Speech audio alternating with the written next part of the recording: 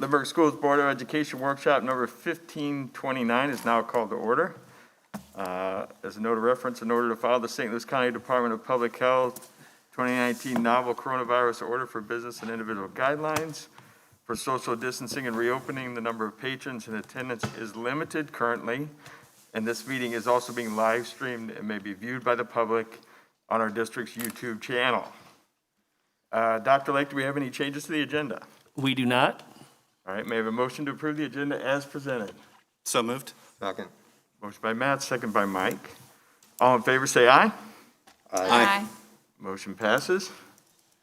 We'll move to 4.01, which is the learning report, and I will turn it over to Dr. Sparks. I am excited to welcome tonight our district leaders to share with you the learning that has been happening across the district throughout the course of this year. As a reminder, our learning report focuses on our student success outcomes. Specifically, we'll be spending a lot of time tonight talking about social emotional learning, the 4 C's, and personalized learning and how that contributes to the growth of our students.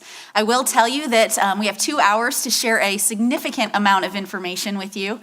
So everyone knows that they have a maximum of 9 minutes and 23 seconds in order to get through everyone tonight. So we've been working really hard to try to streamline this. I think it's also important to note that what's different about tonight's presentation and how our principals and our leaders will be sharing this information is to you live as a part of the board, obviously, but also they are being recorded with the content that they're sharing with you so that it can be shared out into e-notes at their buildings as well. So there may be a little bit of awkwardness that comes with that in terms of knowing that they have that dual purpose in how they are presenting tonight's information. So with that being said, I'm excited to recognize Dr. Charlene Ziegler, who is going to begin our presentation tonight by talking about early childhood education. Good afternoon. It's so nice to see everyone in face-to-face fashion. So thank you for inviting me to share a little bit about what we've been doing in early childhood this year. On our introduction slide up there, I have our why, and our why is what we use to guide us. And our why says we use methods supported by current research to educate students with progressive methods and priorities. The field of early childhood is ever evolving, and best practice changes pretty quickly with an ever evolving field such as this. So we do everything we can to keep current by studying research and other forward-thinking schools. Go ahead. First, I'm going to talk about social emotional learning. Social emotional learning is the foundation of everything that we do in early childhood. And that's because it affects all aspects of later learning. It's truly the foundation of learning, and research tells us that a child who has a friend in preschool will have higher reading scores in 3rd grade, will have an increased length of life and a better quality of that life. Also higher graduation rates and less mental health issues, less drug use, and less alcohol use. The pictures on the slide above are showing us one of our 3- and 4-year-old classrooms, the monkey classroom, and they're working on playing a game. They're working on learning some friendship skills. Many people think that some people are good at making friends and some people are just not. But in reality, you need to learn how to make friends in preschool.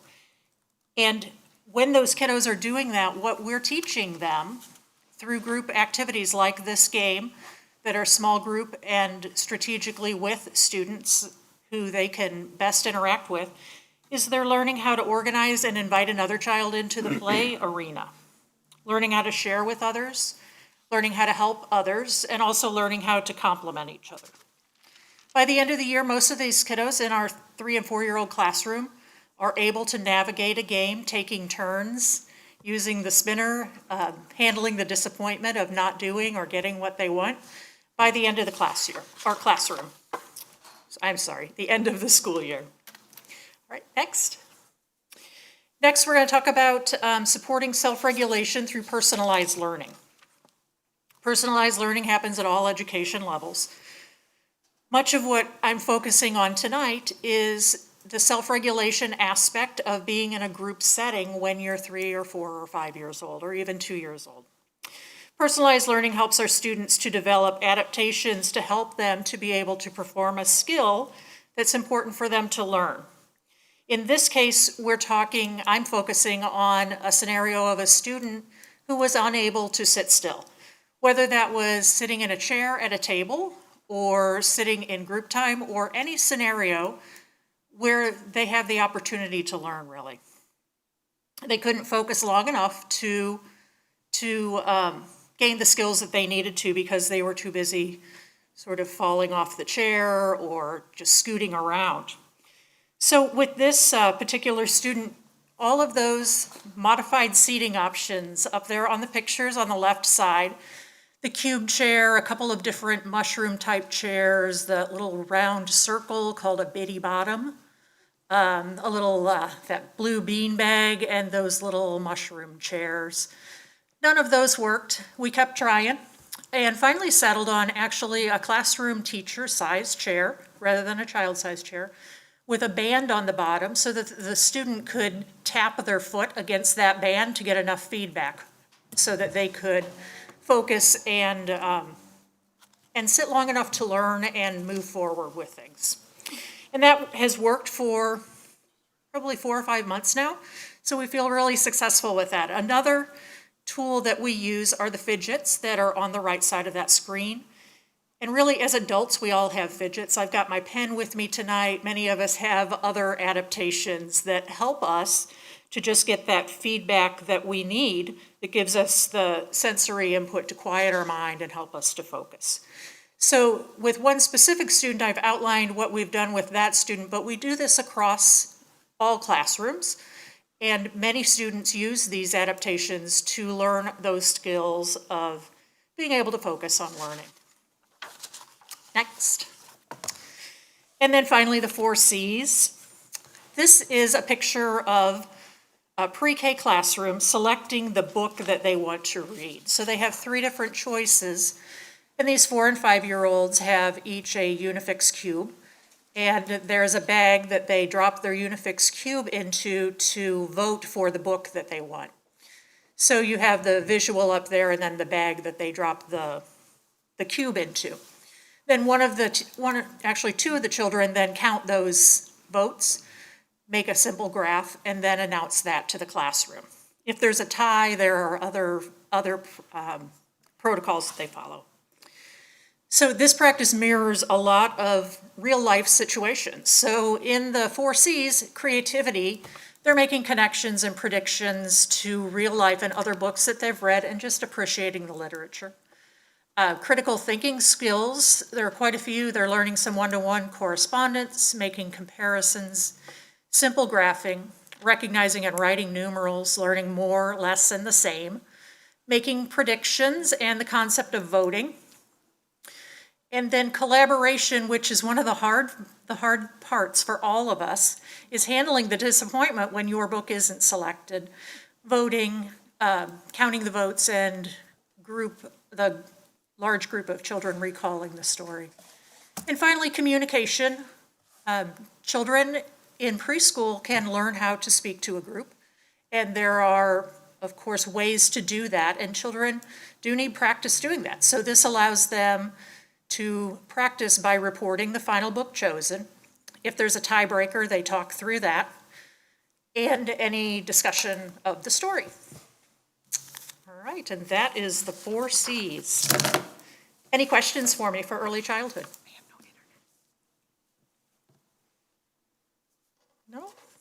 All right. Then I would now like to introduce the amazing Dr. Takesha Parker.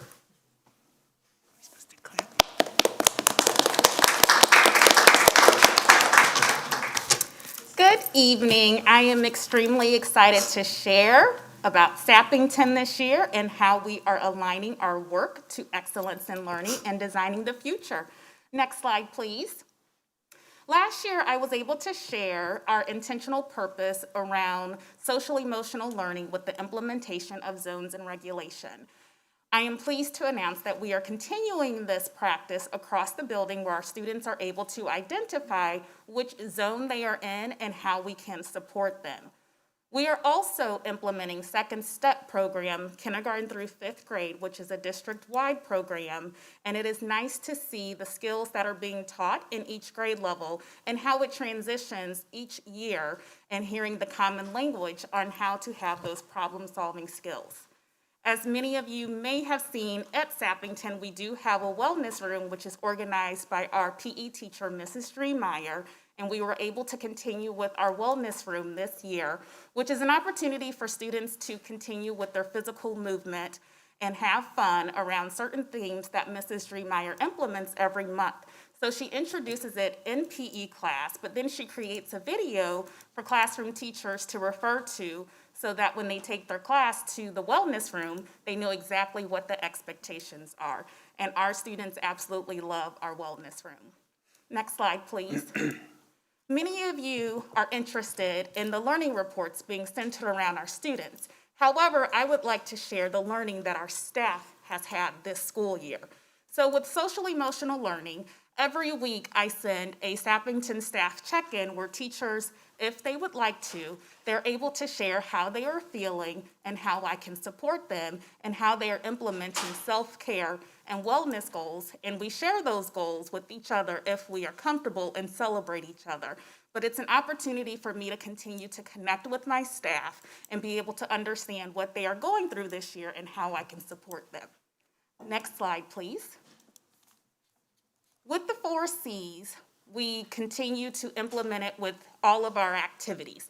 So you will see a kindergarten class where they are learning about kindness, but they're also integrating career exploration. So they are pretending to be mail carriers, and they wrote kindness letters to each other, to the classmates, and then they delivered it to each other.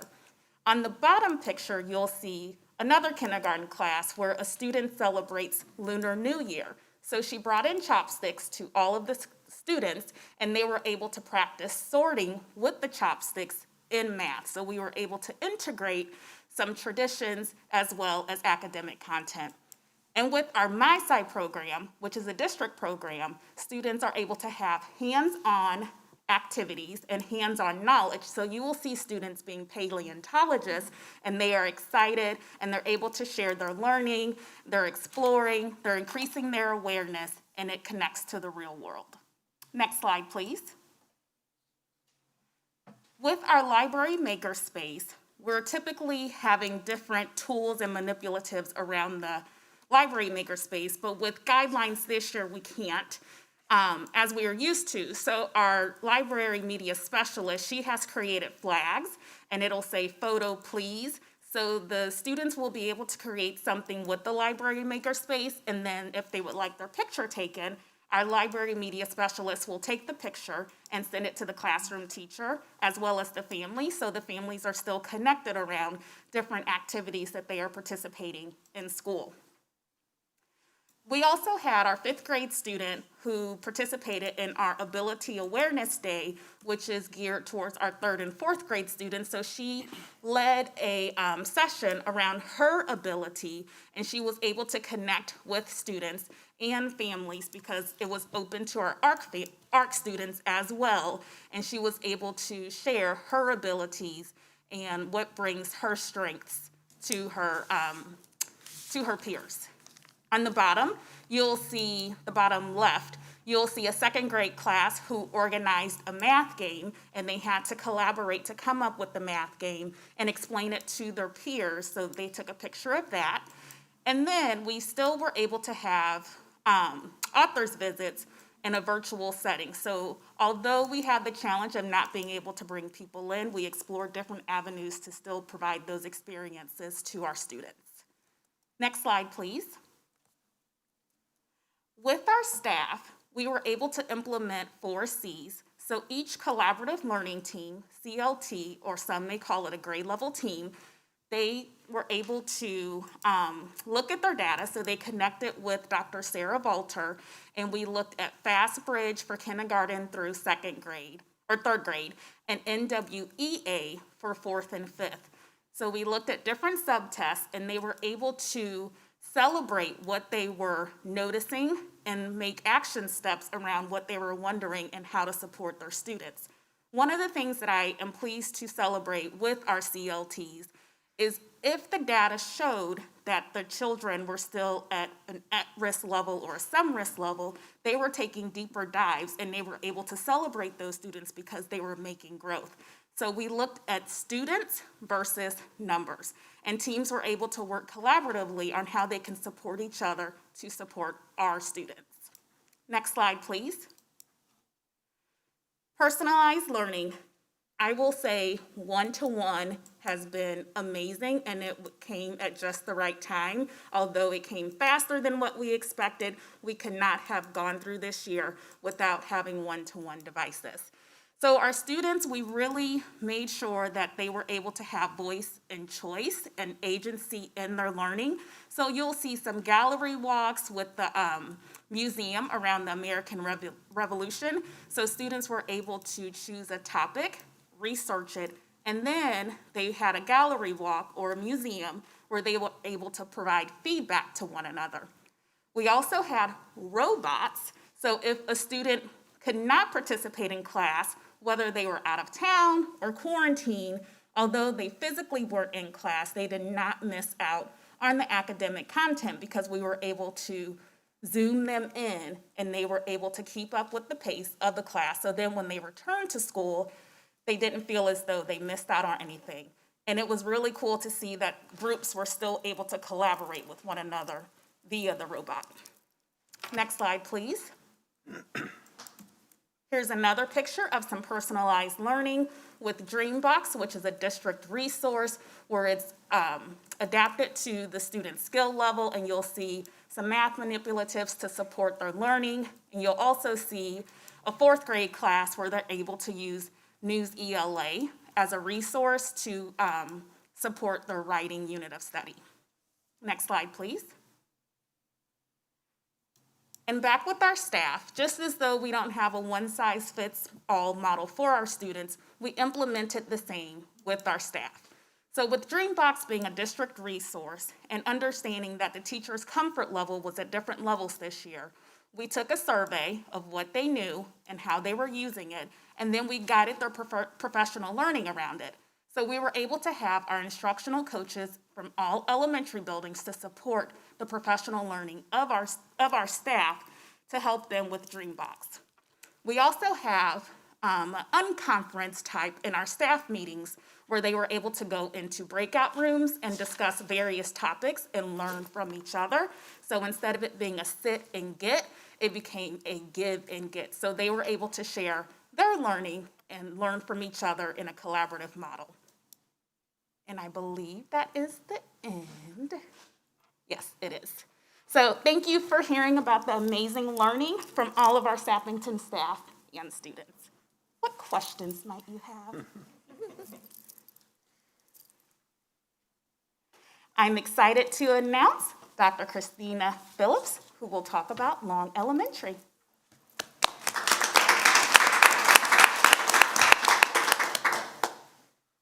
All right, good evening. I am honored to have the opportunity to share with our community the inspiring things that are happening at Long Elementary every day. Next slide, please. Social emotional learning continues to be embedded into everything we do at Long. This year, as a staff, we aligned our equity and diversity work and our social emotional learning. As can be seen in the first picture, diverse picture books were purchased for all classrooms.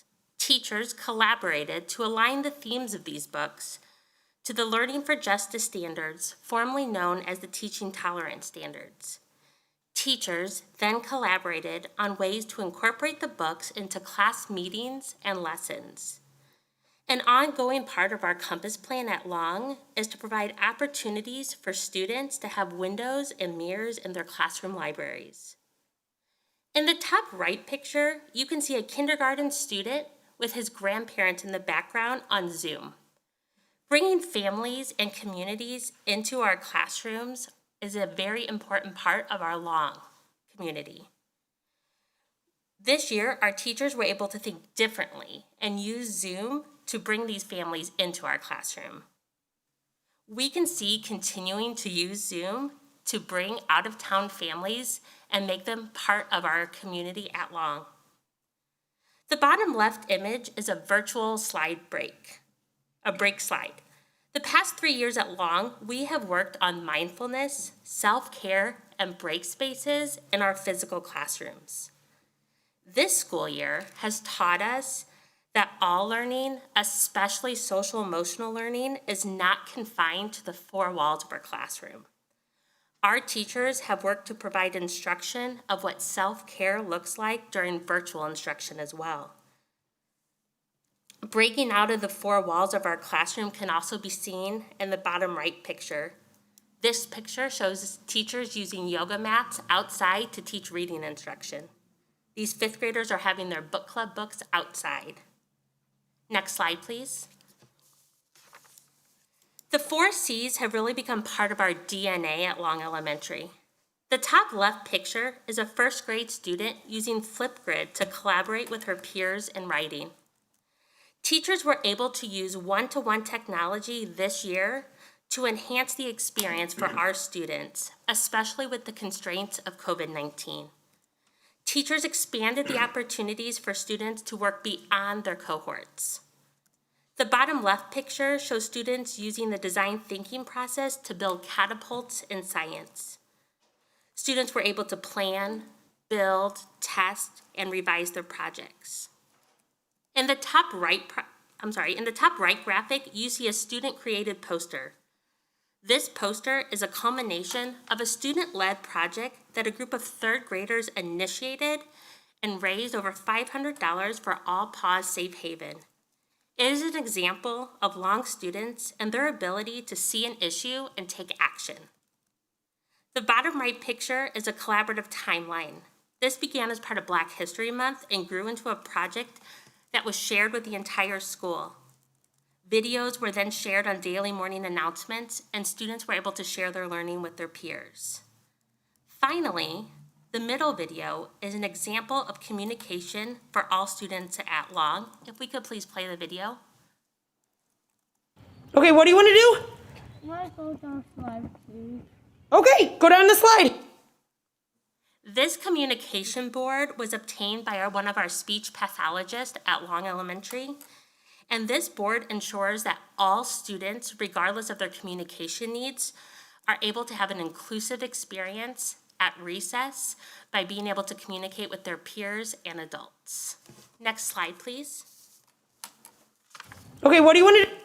It is cute. We could watch it twice. Personalized learning is important for both staff and students at Long. The top left picture is an example of how we personalize the learning for our staff. Choice professional learning sessions are offered several times a quarter at Long. This example you see here is a choice session on phonological awareness in the classroom. It was led by one of our reading specialists. One thing I want to highlight in this photo is the attendees in this picture. We have paraprofessionals, an ELL teacher, we have teaching assistants, and we have our literacy teaching assistants, all on their own time attending this professional learning. This is a commitment to the ongoing learning of the staff at Long to do what's best to move kids forward. The top picture on the right is a personalized writing goal. Teachers confer and provide individual feedback for students on a daily basis. The bottom 2 images highlight some of the amazing things that were able to happen with the one-to-one devices that all elementary students received this year. First, you see a Dreambox usage report from a 4th grade class. Teachers worked alongside our instructional design coach to use Dreambox, a district program. In this program, we are able to assign specific math topics and personalize the experience for all students. In the last picture, we see an app called Reading Eggs. This app is adaptive and focused on phonics and sight words. This was also something that was made possible because of the one-to-one initiative this year. I appreciate being able to share the amazing things that are happening at Long this year, and I welcome any questions. All right, I would now like to introduce Mr. Thomas, principal of Kennerly Elementary.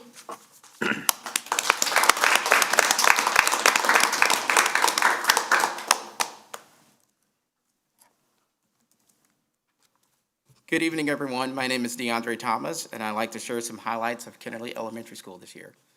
Next slide, please. As you know, the 2021 school year has been like no other, and social and emotional connection is greatly needed. Kennerly Elementary is very proud of the hardworking and dedicated staff members and our wonderful support groups. Our Kennerly PTP and DOK have been very active in supporting with our Kennerly staff, our staff members by catering lunches, giving tokens of thank yous throughout our school year, and even donating a coffee cart that is stocked with snacks and treats on a daily basis. This is a welcome and appreciative gesture that our Kennerly staff is grateful for. Our Kennerly staff members have done some wonderful community outreach this year. I'd like to share a great story about one of our 5th grade team members and the connection this person made with Booter Elementary School. For the past 3 years, this Kennerly Elementary staff member has asked friends and family members to be book sponsors for her students. They donated $8 per anonymous student they wanted to sponsor.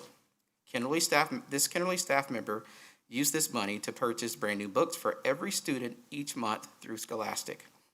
Each month, on the 25th, that Kennerly staff member celebrated Book Moss, and each Kennerly student got a new book from their book sponsor.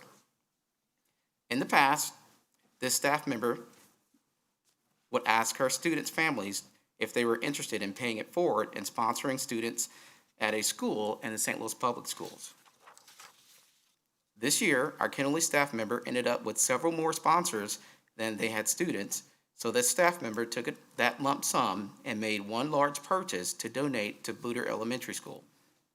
Thanks to our sponsors' donations, on September 30th, Kennerly Elementary School delivered nearly 500 books of various levels to Booter Elementary School, and enough for one book for each student in the school.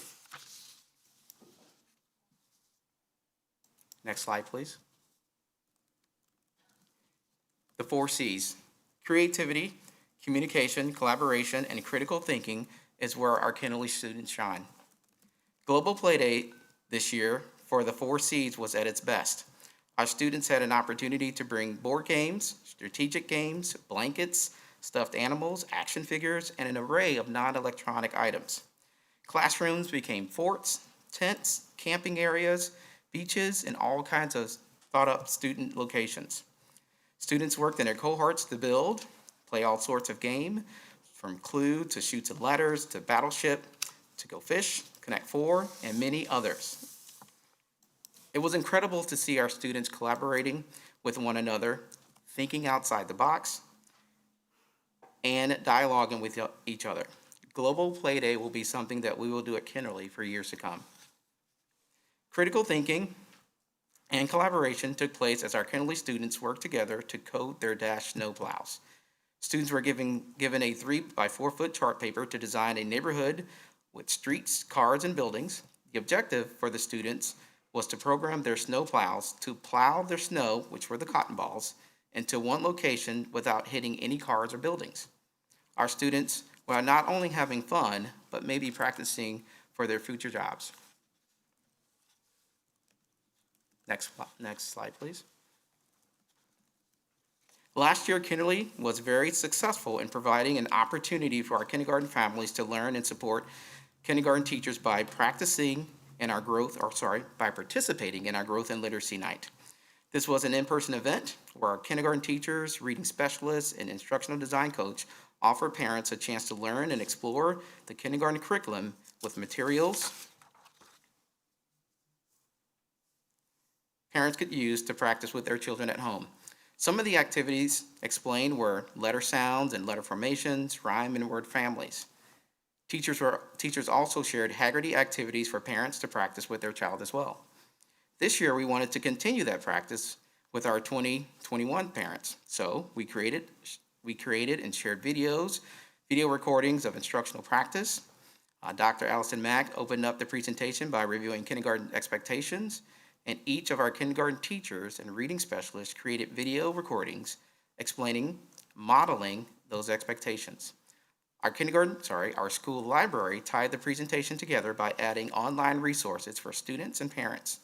Resources such as EPIC, Capstones, the St. Louis County Library Services, and our very own Kennerly Library curbside pickup.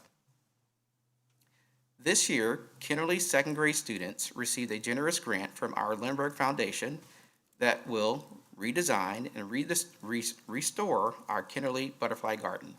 Our second grade students have been very busy learning about habitats, life cycles, and putting their math skills to great use. We welcome backyard birds, we housed earthworms to help our garden grow, and we enjoyed observing nature at its best. As spring blooms, we are looking forward to planting butterfly bushes, hanging hummingbird feeders. This outdoor learning space will be created for many meaningful educational experiences for our Kennerly kids and members of our community for years to come. Lastly, we'd like to talk about the community project. I'm proud to share that our third grade LEAP students are going to participate in the community project sponsored by Lindbergh Life. Our third grade LEAP students have spent the year focused on UN global goals for sustainable development and helping making our world a better place for its habitats. During the next several weeks, our students will have an opportunity to participate in 3 different learning projects to help meet the needs of our immediate community. Sponsoring a food drive, making cards for residents and long-term care facilities, and creating a no-sew fleece blanket. The blankets the students make will be donated to the South County Foster Closet, a non-for-profit organization in Lindbergh. The South County Foster Closet strives to meet the needs of students and children in foster care by providing clothing and shoes, toiletries, bedding, supplies, and other necessities. Are there any questions for Kennerly at this time? Thank you. Well, it is my pleasure to introduce you to our next principal, which is Dr. Pat Schoenfus.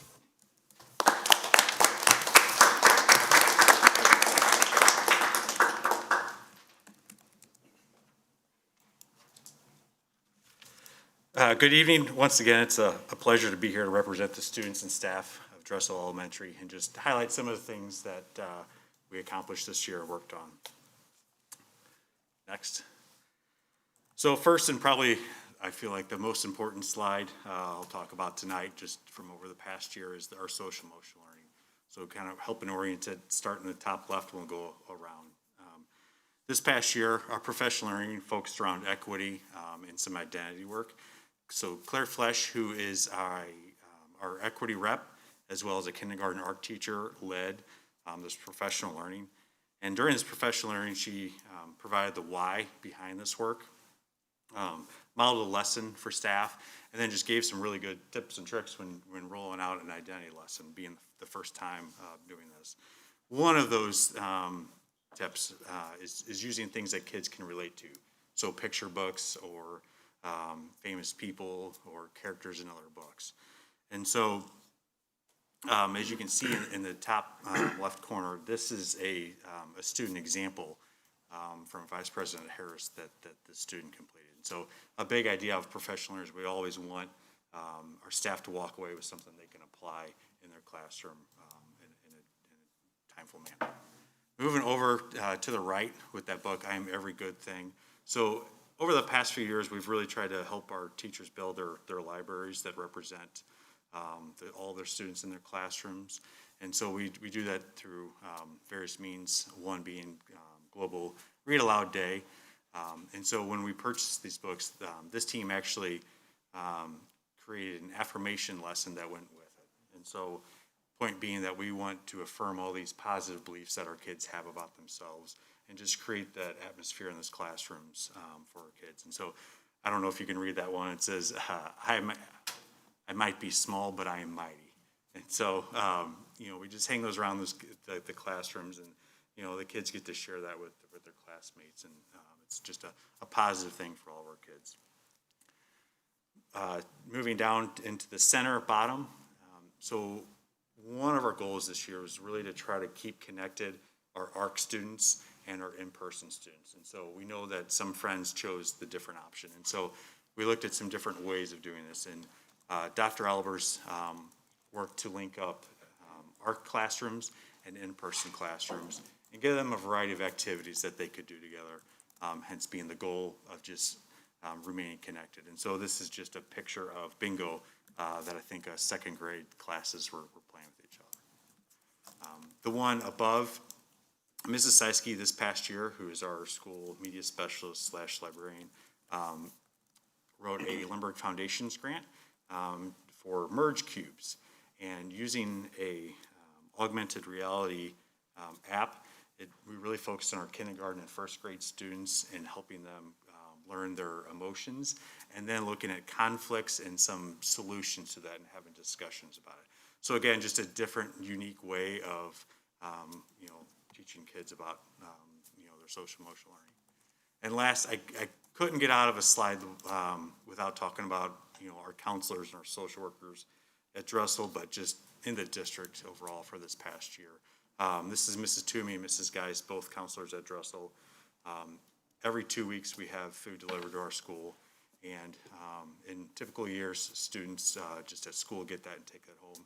This year presented a little bit of challenge having some of our students not in person. And so up to this point, I think they've hand delivered 128 meals to the doors of our ARC students. This year, they also linked up with our PTO and every quarter had worked with them to provide things such as just basic home needs, wipes, supplies, other supplies at home, hygiene things, financial. We delivered some furniture. We also ran our supportive family during winter. This is all on top of the lessons that they carry out, an increase in individual meetings with students, and just helping families link with different outside agencies to get support. And so, supporting our family, we know we're setting our kids up for success here at school and just meeting their basic needs. And so just a big, gigantic shout out to all of our counselors and social workers around the district, because I know they all put a bunch of time and effort into our kids. All right, next slide.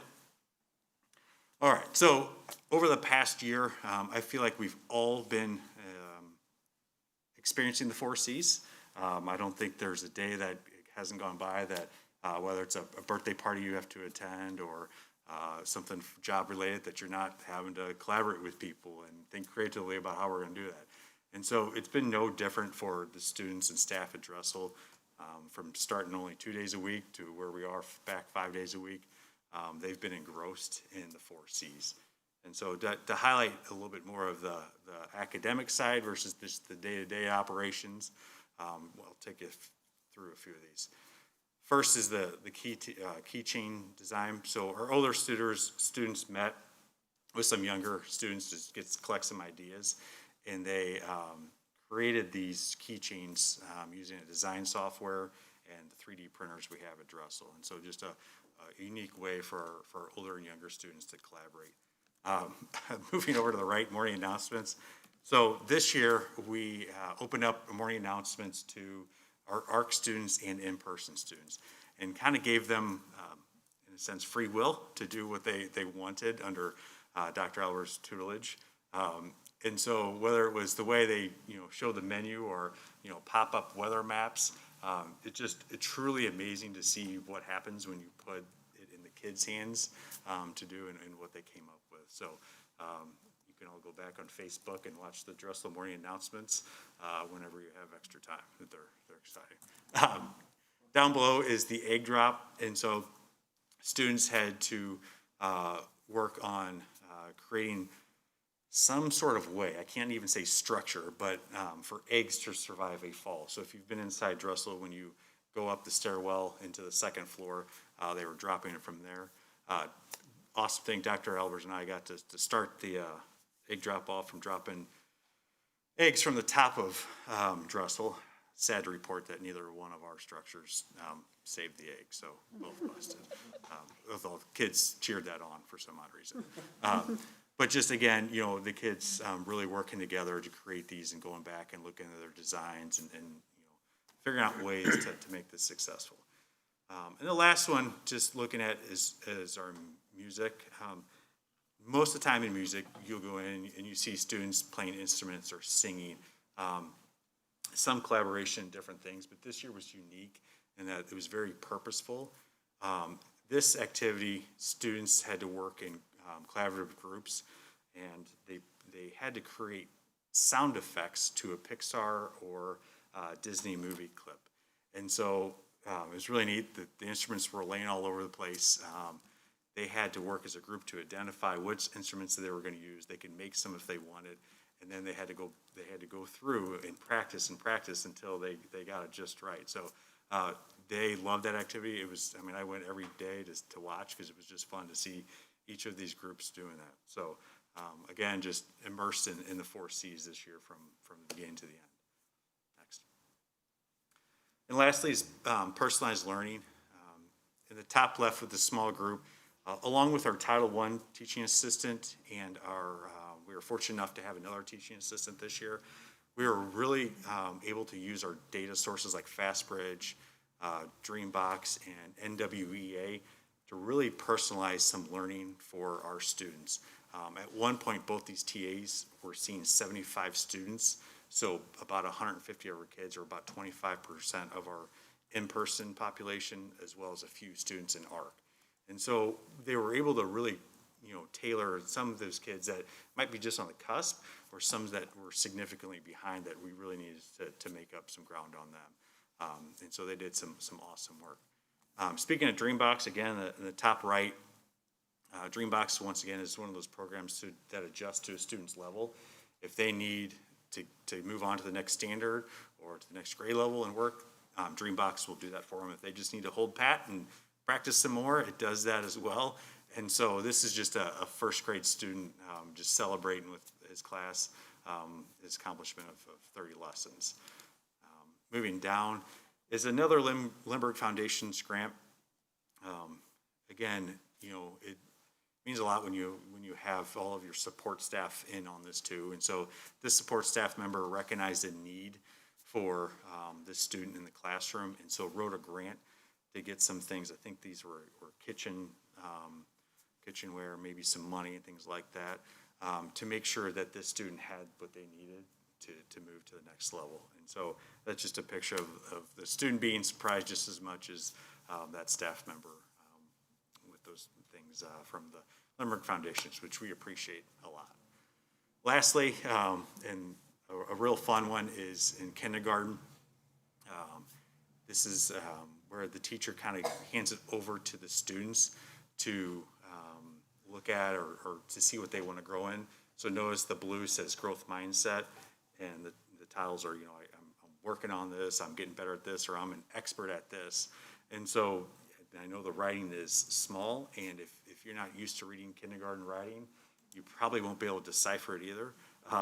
So there is one on there like getting better at a cartwheel, or there might be something that's I want to count to 100, or I want to be able to read my sight words. But what's really neat is the kids get to own it. It's 100% on them of what they are working on. They have time to work on that, and then once they become the expert, they can help the other kids in the class. So it's really fun to see our kindergartners owning their learning so early on in their educational journeys. So this was a challenging year for everyone, but one we learned a ton from. We're just looking forward to next year to take a lot of our new learning into it. What questions might any of you have?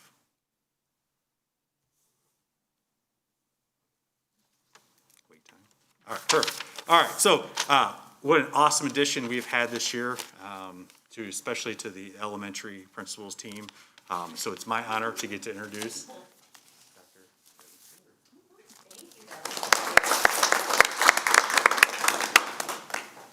Good afternoon. It is an honor to have the opportunity to share with you a snapshot of the learning that has taken place at Crestwood Elementary this school year. This picture shows what welcomes you as you enter our school. It reads, "We are family, all are welcome here." The belief that we are family has been the foundation of how we interact with each other, our students, and our community. We are a family where all are welcome and included. Next slide, please. This year has been challenging for many reasons, and more than ever before, the social and emotional well-being of our students and our staff has been critical and essential work. In the green framed picture, you can see our incredible counseling team, Mrs. Ann Kleitch and Mrs. Joy Long, hosting an ARC Lunch Bunch opportunity for our ARC students so that they can stay connected to our school and to each other. The impact of Lunch Bunch can easily be seen in that student's smile. In the blue framed picture, we see a student who received a principal pass for working hard, following directions and setting a good example for others. As much as possible this year, we have celebrated our students' growth. From celebrating an academic accomplishment to acknowledging exemplary behavior, we took every opportunity to recognize our students. During a year of many uncertainties, we wanted our students to know for certain that they are loved. The yellow framed picture was taken during Kindness Week. We had a Lindbergh High School student record and share a speech with our teachers to celebrate and honor the impact that they have had on their students. Throughout this year, we took every opportunity that we could to love on our staff at Crestwood. Our staff has truly gone above and beyond this year, navigating every twist and turn of educating our students during a pandemic. I also want to honor and thank our outstanding PTO for all the love, support, and appreciation that they have lavished on us this school year. We know when the social and emotional well-being of our staff is cared for, they are able to better pour out their hearts for our kids. We had a number of new students transitions to our school at various times this year. In the next picture, framed in red, you will see an example of how our classrooms welcomed new students to our school. Students recorded welcome messages to the new student to assist with their transition. This was done through Seesaw, an app that our teachers use to foster communication with their families. This is an example of how our school supported new students as they transitioned to Crestwood. Mentoring was another way that we focused on the social emotional needs of our kids. The orange framed picture captures one of these moments. We know and believe that relationships with our kids is essential in order for learning to occur. Our staff went above and beyond this year to meet with students, to check in with their kids, and to listen so that they could best support them during a school year that has in fact been like no other.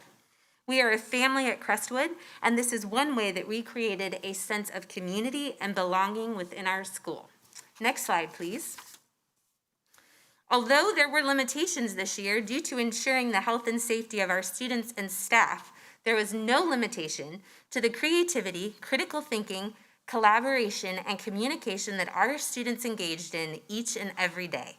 In the red framed picture, you can see one of our first grade students who is excited to perform. Our first grade students made instruments from recycled materials, and then they played their instruments together throughout our school community. The orange framed picture is an example of how our students engaged in hands-on learning. This picture shows fourth grade students collaboratively working together to solve complex math problems. Another example of collaboration at our school can be seen in the yellow framed pictures. Our environmental club held an electronics recycling drive, and it was an incredible success. Our environmental club recouped two moving trucks full of recycled materials. This is a great example of our collaboration with our community to make a difference in the world around us. Next slide, please. At Crestwood, we are a family, and it is our desire that everyone in our school feels welcome and has a sense of belonging. In our professional learning this year, we focused on equity, diversity, and inclusion, diving deeper into our own understanding of our bias so that we can better support each and every one of our students. In the green framed pictures, you can see an example of how one of our kindergarten teachers is teaching her students about diversity. She is asking students to identify how the babies are the same and how they are different. Next, she shared some dolls with groups of students who collaborated together to identify how the dolls were similar and how they were different. This lesson encouraged students to think critically and to collaborate with one another regarding diversity within our school. In the blue framed pictures, you see another example of the hands-on learning that has happened throughout our school year. Our librarian, Mrs. Beth Mazda, incorporates STEM activities into her instruction as often as possible. She read a book to our students, and then she had them complete a related challenge that required all 4 C's. Next slide, please. Finally, it is our desire to see all students move forward in their learning. We provide personalized learning opportunities for our students in order to see them grow both academically and behaviorally. For example, in the red framed picture, you can see an example of a checklist that a student uses to stay organized. We use checklists for our students to break down larger tasks into smaller pieces so that students can be successful. In the blue framed picture, you can see an example of a 5th grade learning menu. The learning menus identify for students what they must do and then what they may do. Learning menus personalize the learning for each student and incorporate student voice and student choice. In the yellow framed picture, you can see a creative idea that a teacher implemented to encourage and remind students to read at home. In the picture framed in purple, you can see an excerpt from a social story that was created for a specific student. We created personalized stories for students to show them pictures of themselves making the right choices. This student was so proud to share her story with you that talks about all the many wonderful things that she did at school. In addition, our school used every available resource to implement Tier 2 interventions for students through our RTI process. Our grade level teams reviewed multiple data sources to identify which students needed additional interventions to grow. Our RTI team then assisted teachers in the creation and implementation of these Tier 2 interventions to ensure that all students move forward in their learning. I am so incredibly honored to be a part of this amazing family. I am beyond thankful for each and every staff member at our school who works tirelessly to assure that all students grow, as well as our partnership with our families and our community. Do you have any questions for me? Well, thank you so much for your time, and it is my pleasure to introduce the principal at Concord Elementary, Dr. Angie Molman.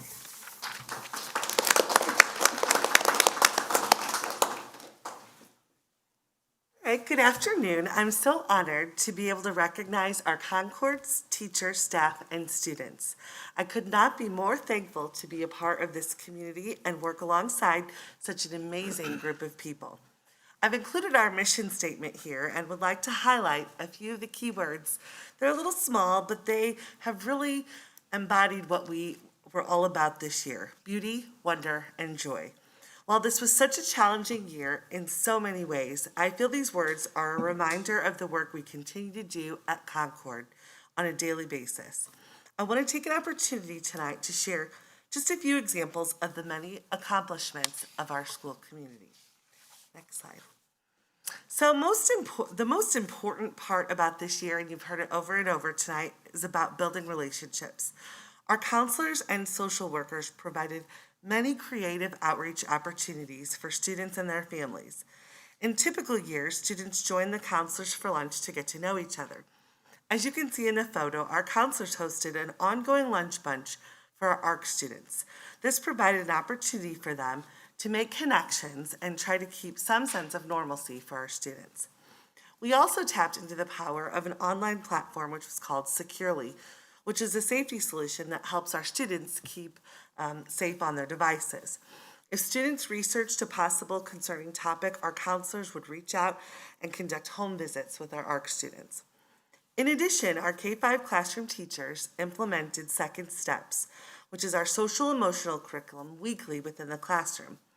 Evidence of these lessons can be seen throughout the school with increased compassion for others and a common language with the zones of regulation. You can also see evidence of a variety of community projects created by the students that promote student well-being. In one of the kindergarten classes, for example, students explored the connection with the environment and being good stewards of the earth. They participated in the Jane Goodall Good for All Challenge. They decided to do a kindness challenge where they completed different kindness activities in the community, and then they graphed all of these wonderful activities. Another example was a student-generated book drive in first grade. Students recognized a need for other students in the community and decided to host a book drive. This was yet another example of a multidisciplinary project where students used math to graph the number of books donated and then persuasive writing to encourage others to donate books. Next slide, please. So over and over again, you keep hearing about technology and how it was absolutely essential during this year. So One of the things I'd like to highlight was resiliency. Students and teachers tried so many different things that were very new to them this year. When something didn't go as planned, they would come back at it and go another way. By utilizing technology, teachers were able to engage and connect with students in many different ways. They were able to research, dive into topics on a deeper level, and the students were motivated to learn in a new capacity. One area where we really excelled with the 4 C's was with our science standards. I noticed high levels of student engagement. When using the MySci kit, students were engaged in hands-on lessons to really make learning stick. One example which can be seen here is where students designed a habitat for birds. They studied bird beaks and then researched the best type of materials to make a nest. Another example can be seen in 4th grade, where students had researched force and motion and then designed roller coasters to go along with their learning. In addition, our library continued to be the hub and learning center of our school. Curiosity is key in our library, where Mrs. Grafe encouraged students to explore their passions, both with literature and hands-on experiences, to make learning relevant and engaging. Students can be seen here learning with snap circuits, Legos, art, and technology. Next slide, please. And this is one of the areas that I feel showed the most growth was with personalized learning. There was a huge learning curve for both teachers and the students, but they handled it with such grace. The teachers were creative in how they instructed with Zoom and engaging others in an online platform. In the summer, the teachers were encouraged to begin using Canvas, which is our learning management system. They literally had just a few weeks to learn about the power of Canvas and how to use it as an organizational system to house their curricular materials. This was an invaluable tool to help during virtual learning. Teachers even went a step further to see how they could use the power of Canvas for assessment. Teachers began using it for formative assessment to give students quick feedback and help drive their instruction. And you can see just that's one example of a Canvas course where the teacher had various little icons that the kids could be able to click on. Seesaw has been another great tool for students to document their learning and growth throughout the year. For example, students would record themselves reading a passage, and then they could see over time their growth. So it was another great tool. You can also see kiddos working on Dreambox, which was an excellent way for students to work on grade level standards. As the program is adaptive, it really provides students with what they need when they need it. I really appreciate all of the hard work and dedication that has been put forth by our staff, students, and parents this year. Thank you for allowing me to share just a little bit of all the incredible things happening at Concord. And now, I'm not even going to ask if you have questions because you don't. So now I'd like to hand it over to Mr. Doug Barton, our ARC coordinator.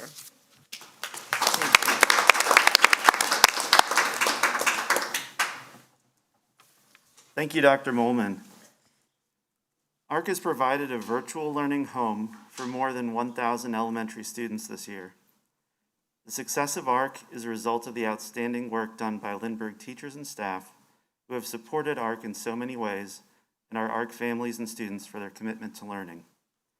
These 2 pictures highlight 2 elements of ARC: students growing together as part of a virtual community and hands-on learning experiences. Next slide. Top left. Hands-on experiences are an important part of learning in ARC. Using resources from school and home, students created works of music and art, engineered structures to meet challenges, stayed fit, and made their own scientific discoveries. Top right. Students in ARC express their learning in a variety of ways. By sharing their thinking and modeling a strategy that's useful for problem solving, students demonstrate their learning while also supporting the learning of others. Bottom right. Collaborations among students and experts provide valuable inspiration and insights. In the example at the bottom right, Tim Waters' class spoke with a best-selling author to learn about her own creative writing process while they were working on theirs. Bottom left. Innovation comes in many different forms. Midge Lembeck's 2nd grade Reader's Theater program is a great example. While performers changed their virtual backgrounds and swapped their names for the characters they portrayed, the audience muted their mics and video so that everyone could focus on the play. The dramatic readings were met with excited applause and smiles, all done on Zoom. Next slide. To support the social, emotional development and well-being of students in ARC, teachers have focused on building community and supporting the personal growth of students. In addition to lessons led by district guidance counselors, ARC teachers used morning meetings, the Second Step program, zones of regulation, and the opportunity for personal reflections to help students grow as individuals. To build community among students, teacher leaders organized recurring and special events. Students contributed to a school-wide art project at Lohmeyer Sculpture Park, collaborated in learning with students at their home buildings, and created ARC daily news announcements to share the news of the day. Next slide. ARC teachers facilitate personalized learning by providing students with choices in how and what they learn and how they express their learning. In the picture to your left, Jessica Slade's students use Google's Jamboard to make choices about their what I need or win time learning.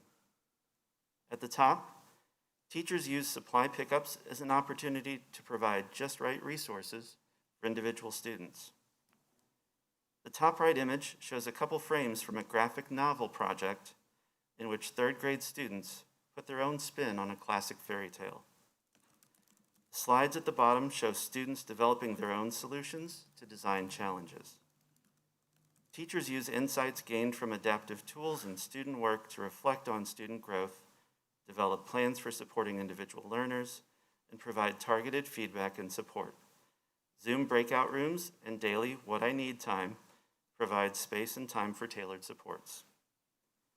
Thanks again to the Lindbergh community for helping to make ARC a success. We're looking forward to sharing what's new in ARC next year. Does anyone have any questions? Then I would like to introduce Dr. Tracy Bednark, our Gifted Education Coordinator.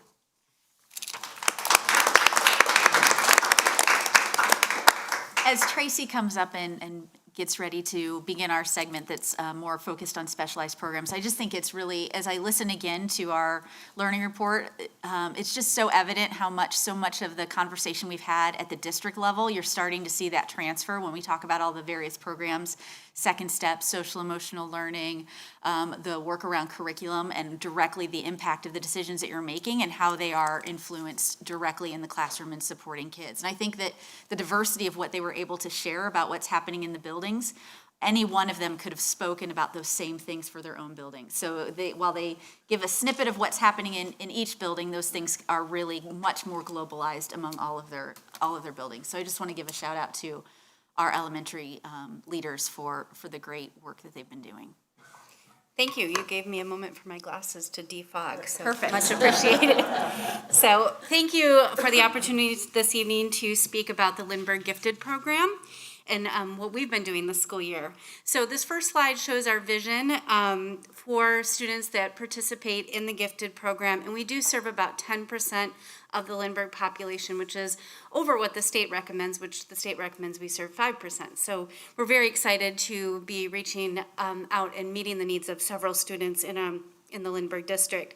So we're hoping that as students move through our program, they become self-aware individuals, empowered learners, innovative designers, engaged collaborators, and global citizens.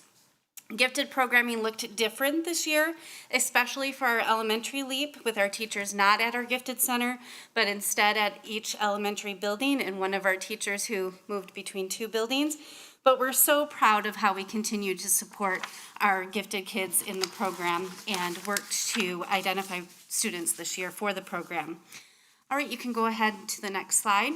So gifted learning is all about the 4 C's, and our teachers wrote gifted curriculum last year and planned their gifted curriculum around creativity, critical thinking, collaboration, and communication. And then this year, the PEGS and LEAP teams implemented the curriculum that they wrote. So not only was the curriculum written around the 4 Cs, the teacher teams were also intentional about vertically aligning the rigor of expectations for students as they progress through our program. So they really worked to collaborate to make sure that we are moving up the levels of DOK as students move from 1st and 2nd grade through 8th grade and into high school. So starting in the left corner, you see an elementary LEAP student programming a Spheros robot to light up and move along a path.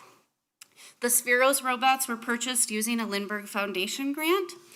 In the center top, we have an elementary PEG student demonstrating a guitar that she made as part of her science unit on sound. So she had to also demonstrate how the pitch changed with the different thicknesses of the strings.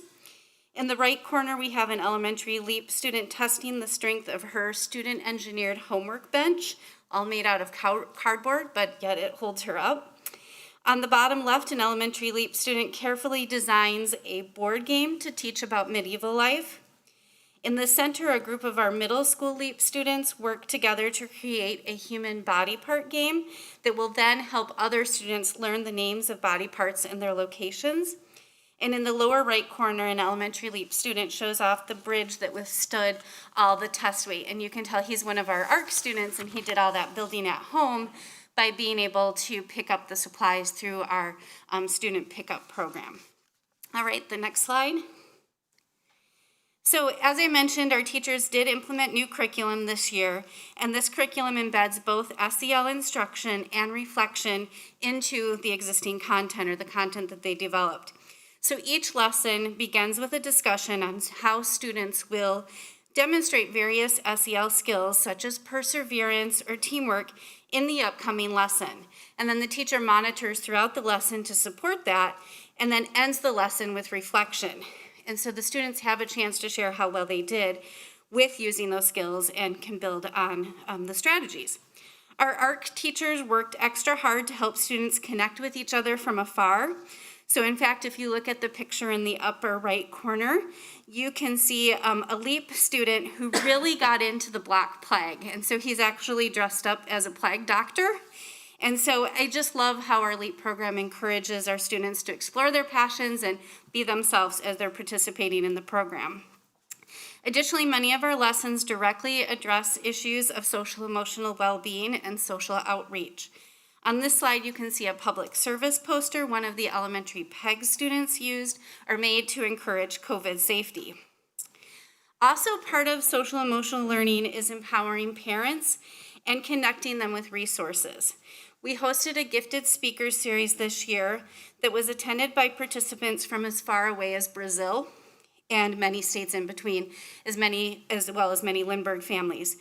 This year we offered the following topics: helping students understand equity issues, supporting twice exceptional students, dealing with emotional outbursts, advocating for your gifted child, using games for learning, and a virtual summer activities fair. We have one more speaker series planned for May that will further explore helping gifted students understand equity issues. And we plan to continue the speaker series next year and probably will continue doing it virtually so people can participate from home and more people can be involved. Our high school LEAP and PEGS teachers started a gifted student advisory network. They've worked hard to help gifted students feel connected through social activities, but also with seminars on careers and topics such as perfectionism. Additionally, it launched last week. The students have worked together to provide a virtual homework help center for students. So students can log on, put their homework questions, and other students can help with those homework questions. And they've been very careful about making sure that it happens during non-school hours, so it's not pulling from class time, but that they also get that peer support. Lastly, as part of social emotional learning, we continue our universal screening as a way to ensure all students who qualify for gifted programs are identified and included.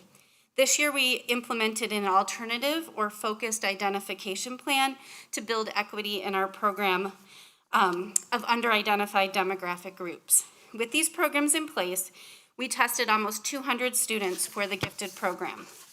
We screened a lot more. This is actual IQ testing.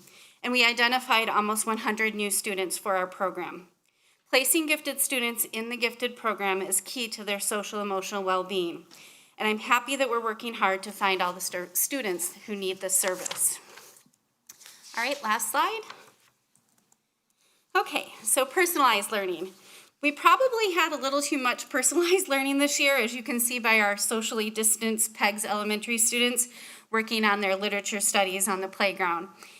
But in the upper right corner, you also see a Sparing Leap student who earned the most money in the stock market challenge by selecting stocks he thought would be high performers. He earned over $100,000.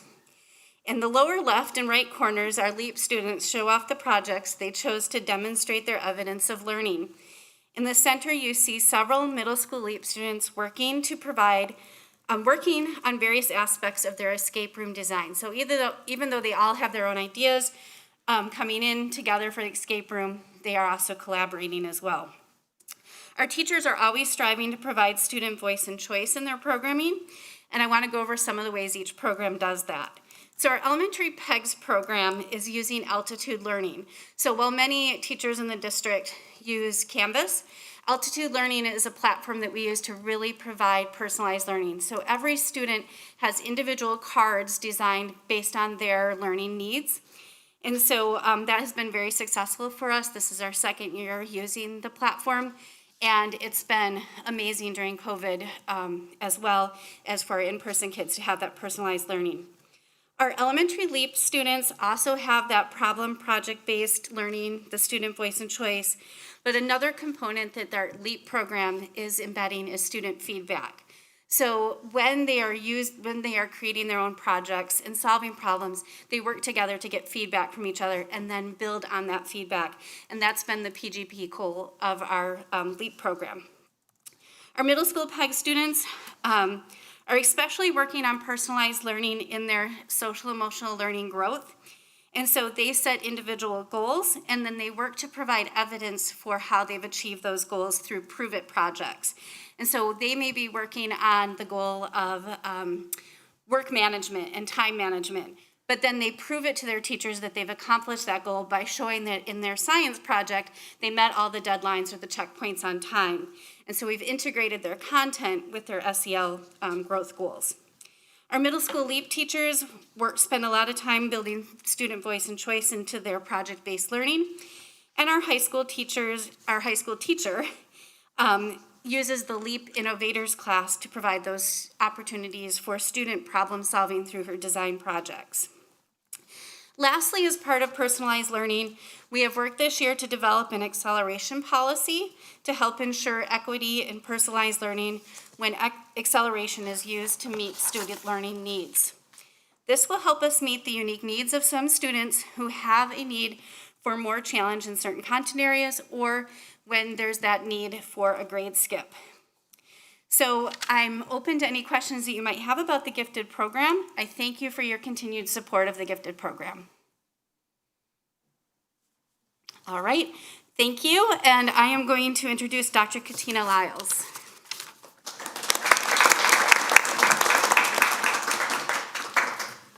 Good evening. Thank you for the opportunity to present on some special education updates and highlights. Next slide. One of the things I think is important to mention, even though what you hear from me will be more kind of district level across schools, my colleagues behind me represented students with IEPs as well as staff, special education staff. So when they talk about the things, the wonderful things that are happening in their schools, that also is inclusive of our students with IEPs as well as special education staff. Next slide, please. Next slide. Thank you. So the purpose is for me to just share information and updates, as I said, as pertain to special education in Lindbergh schools. This also hits on that collaboration and communication that we have as partners. Next slide. So first I want to share there are 14 special education disability categories as defined by IDEA. And so any student that qualifies for special education would qualify in one of these areas. And then once they qualify for special education, there would be an IEP that is developed, or an individual education plan, and it would address these categories as outlined. Next slide. So there are 3 service delivery models or ways that we provide that personalized learning for students. One of them is a class within a class or a co-taught. You might hear the term CT used, where students receive special education services and supports in the general education setting as outlined in their IEP. So in this co-taught classroom setting, general education and special education teachers collaborate directly to support student instruction and individualize their learning. The second one is resource. Students receive special ed services and supports from a special education teacher in the special education setting as outlined in their IEP. Students who are accessing this setting are typically inside the regular classroom or the regular education classroom more than 40% of their day. The last one is a self-contained classroom. Students receive special education services and supports also here from a special education teacher in the special education setting as outlined in their IEP. In this particular case, the difference between, say, self-contained and a resource is that students are in the special education setting typically more than that 40% of the time. Next slide, please.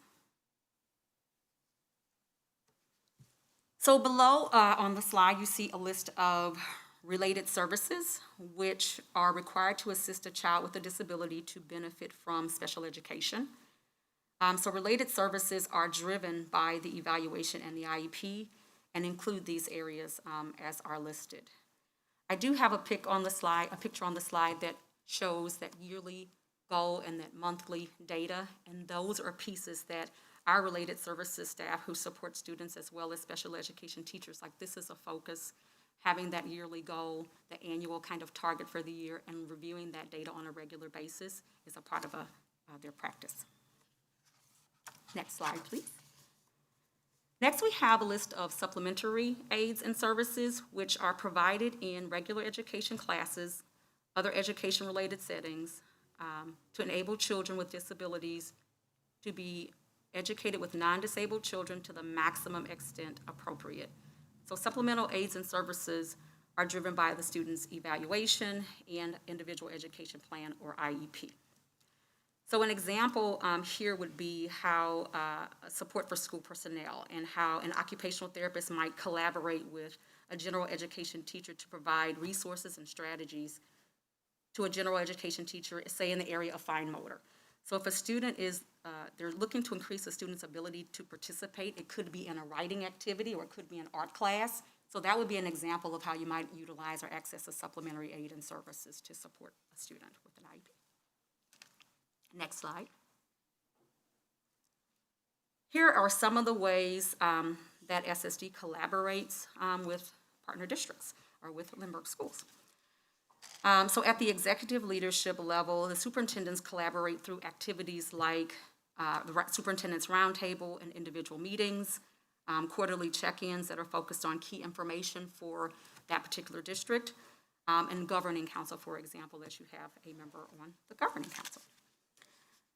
At the district level, collaboration looks more like liaison meetings we have with Dr. Lawson, that we focus on initiatives, goals, collaboration, problem solving. Myself as the director and the area coordinators, having this opportunity to build relationships as we sit in on the all administrative meetings as well. So we all participate in those meetings regularly. Area coordinators or special education coordinators, they meet regularly with the principals, the school principals, and the school admin teams in order to plan and prepare for student success. And we also have these annual budget planning meetings, which we've done earlier this year. Next slide, please. Some other opportunities for our focus planning, teaching and learning. An example is an effective practice specialist. That is an individual that specializes in a particular area. So for example, we have a person who specializes in social, emotional, and behavior. So that person may be accessed by a school team or an individual teacher as a guide for school teams as they support groups of students or individual students. Another way we plan and support is technology. I would definitely highlight that We provided technology, obviously, for classrooms and teachers, and we worked together to ensure that those provisions are made. But also this year, we were able to provide paraprofessionals each with a device so that they could support students, especially while they are virtual. And a parent resource that the district has that I think is important to highlight is PETA, or the Parent Education and Diversity Awareness Group.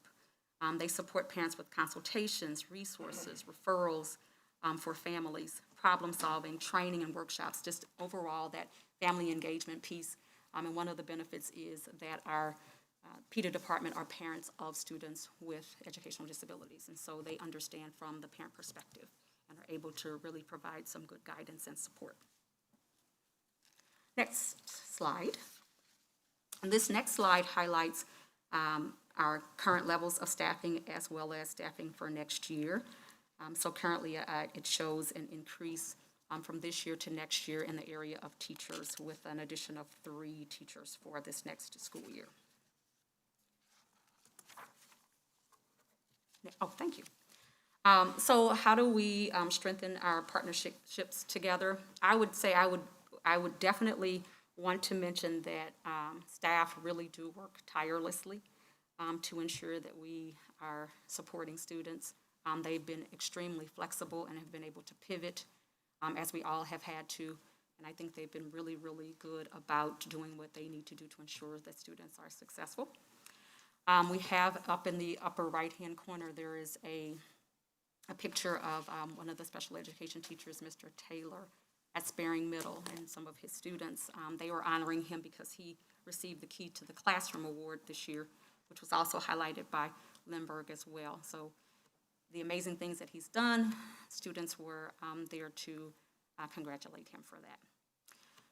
Upper left-hand corner is an example. High school has a work program so that students get the opportunity to experience what work would be like for them after high school.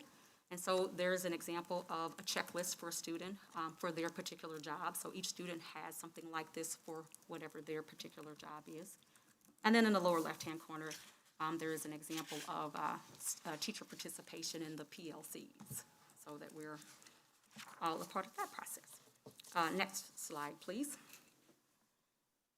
So other ways that we partner is ensuring that we have special education representation at the table during planning, and that's really at both the district level as well as school or building level.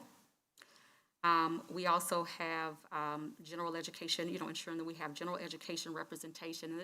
Really, there is amazing representation, I would say, at IEPs from general education staff as well as administrators, making sure that we're all there together to kind of, process through what would best support students. So again, planning for success. Next slide. So other steps include our continued work on our unified MTSS, or either RTI. We've been working to develop an outline and model that unifies the work of special education and general education with the resources required to ensure student success. And so that has been really good work so that we can really see, identify areas where there were gaps and things that we need to fill in to ensure that we're making those improvements for students. So definitely that would be the biggest highlight, I think, is just thinking about that model of continuing to improve for students. And that actually concludes, I think, next slide? I believe that's it. Yes, that actually concludes my portion of the presentation. Short but mighty. So what questions might you have? I know it's a little dense, I'm sure. Questions? If you don't have any questions for me, thank you very much for the opportunity. Oh, and I am introducing Dr. Mike Stratton.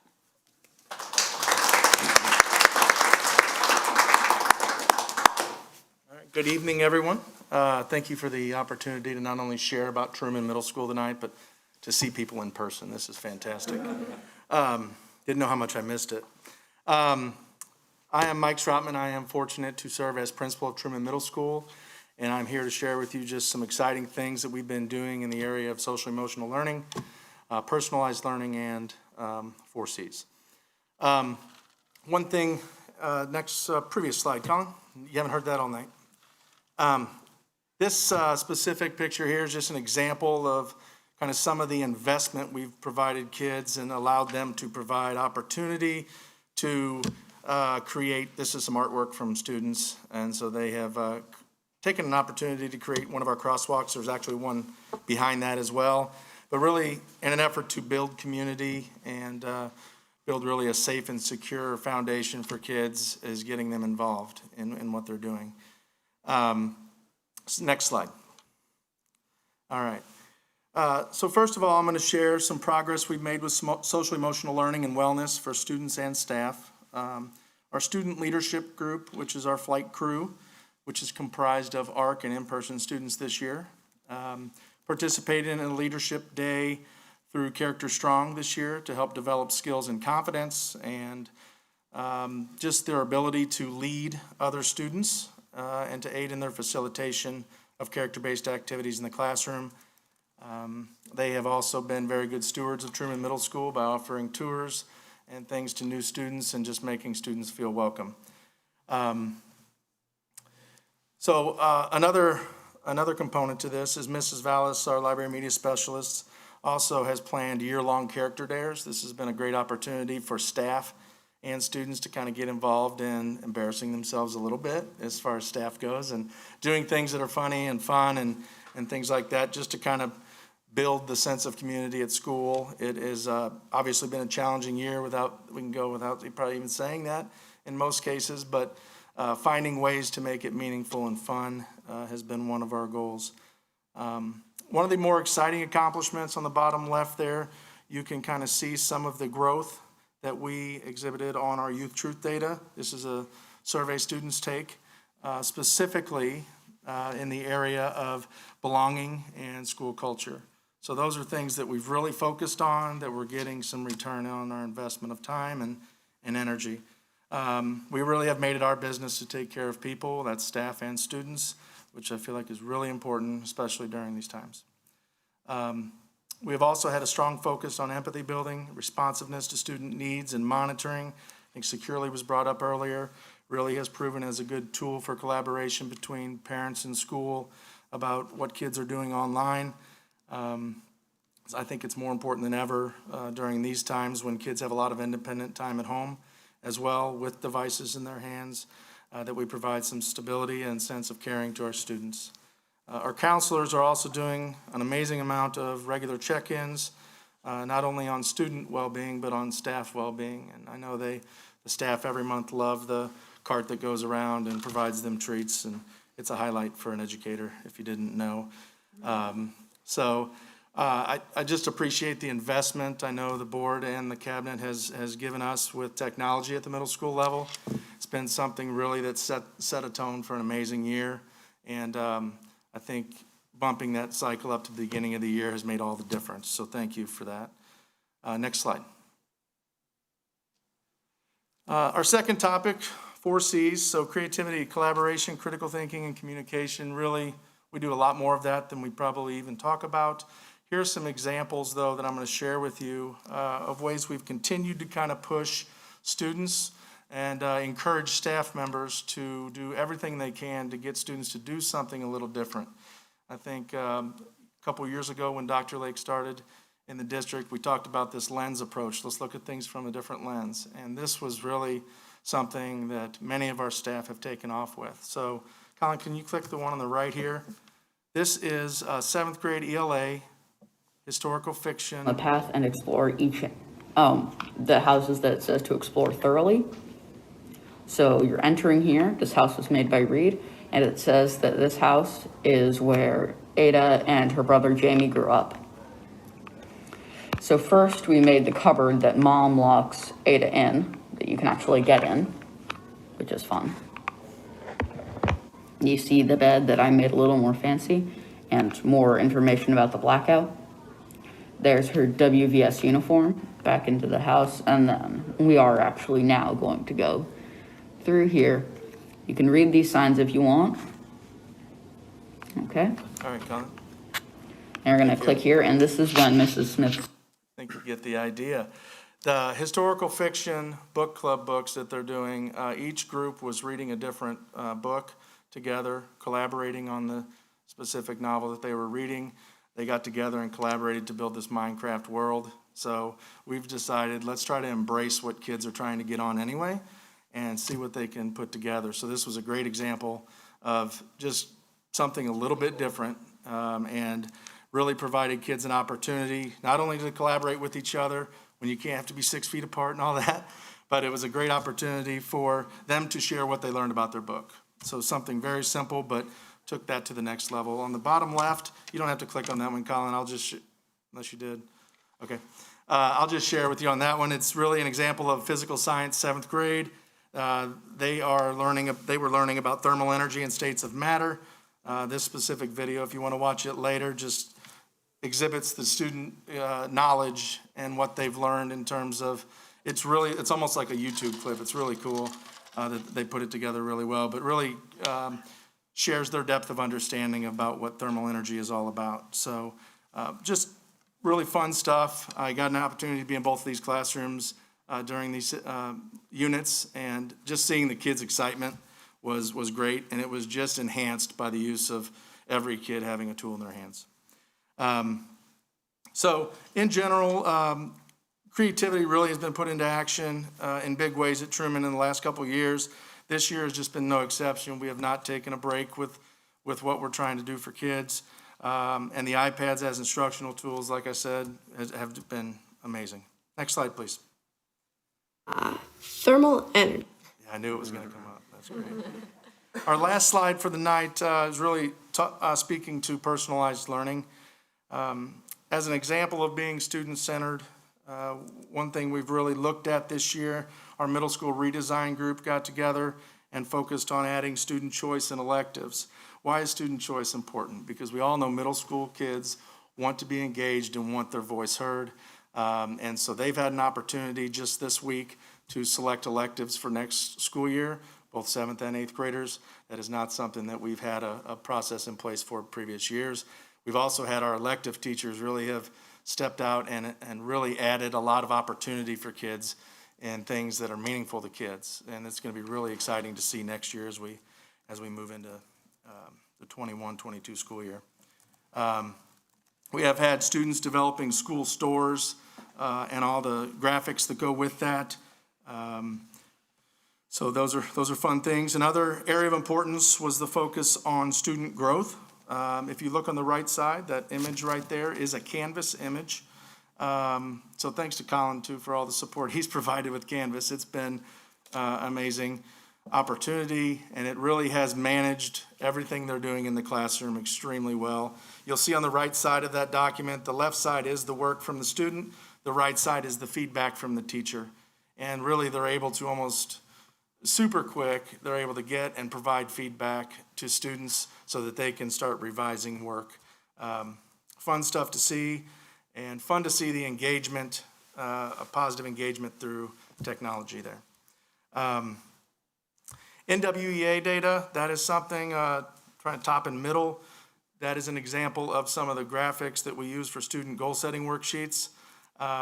We have had students, we're working on building more capacity for this, but we have had quite a bit of goal setting with students this year, where we've highlighted the importance of this test, and if that's the only conversations we're going to have, it's not going to be important. So we've brought this into what kids are learning every day in class and what it means for them with how they need to learn and everything else. So just been a great tool. Meaningful data is always a great thing to have as an educator, and our data teams are analyzing this regularly as well.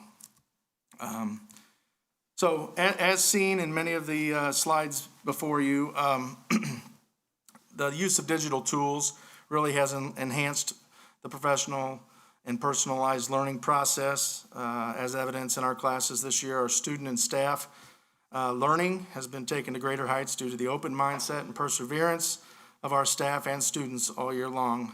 It's absolutely astonishing to see how much growth has happened in 1 year. I cannot think, in the 20 years I've been in education, another year where staff have had to learn so many different things and multiple devices and learning how to integrate them all into the classroom.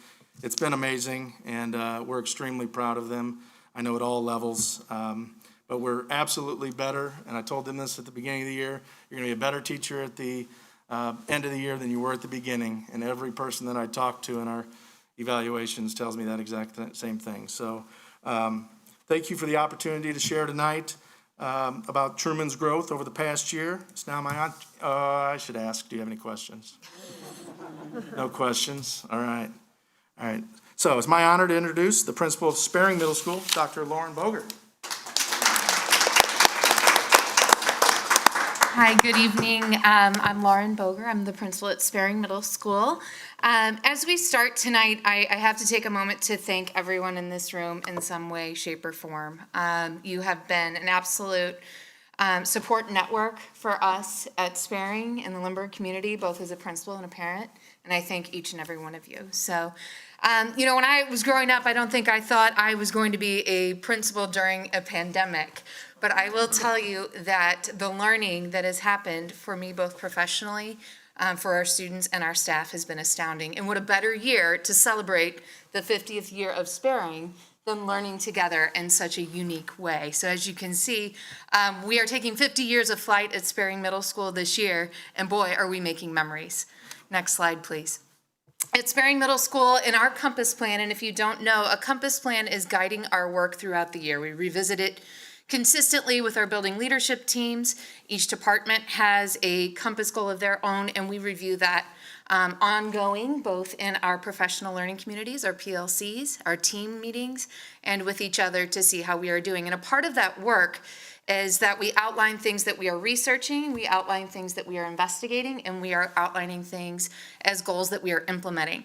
So as you can imagine, a lot of those things went from research, investigate, to green light, go in our plan and implementing this year. So I will highlight a few of those things that align with our Sparing Life, instructional innovation and design, best grading practices and personalized assessment, and communication. And these are goals that were developed by our BLT, our building leadership team. Next slide, please. It must be noted as well that in choosing images and photos of the year, I checked my phone just tonight out of curiosity, and I have over 1,400 images of the year. So you are getting a snapshot of what we have seen, both in person, virtually, and behind the scenes of our work. So as you look at social emotional learning at Sparing, first and foremost, we are consistently checking in with each other.